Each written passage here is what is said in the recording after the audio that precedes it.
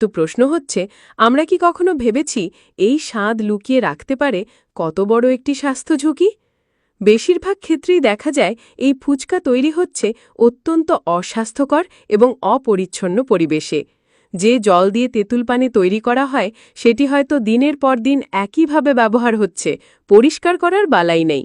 এমনকি কখনো কখনো এই পানি সরাসরি ট্যাপ কিংবা ড্রেন সংলগ্ন উৎস থেকেও নেওয়া হয়, যা ব্যাকটেরিয়া ও ভাইরাসে ভরপুর।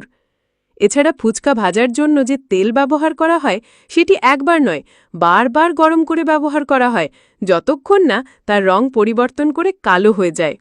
সেই তেল দেখতে যেমন বুড়িগঙ্গার পানির মতো, তেমনি এর ক্ষতিকর প্রভাবও ভয়াবহ।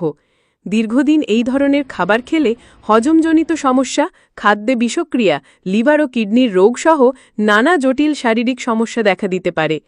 বিশেষজ্ঞদের মতে এমন তেলে অ্যাক্রোলিন নামে একটি বিষাক্ত উপাদান তৈরি হয়, যা ক্যান্সারের ঝুঁকি বাড়ায়।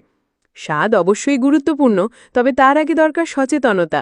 খাবারের মান, প্রস্তুত প্রক্রিয়া এবং পরিবেশ, এই তিনটি বিষয়ের ওপর আমাদের সর্বোচ্চ গুরুত্ব দেওয়া উচিত। তাই রাস্তার ধারে নামমাত্র দামে বিক্রি হওয়া এই মুখরোচক ফুচকার মোহে না পড়ে স্বাস্থ্যসম্মত বিকল্প বেছে নেওয়া হোক আমাদের সচেতন সিদ্ধান্ত।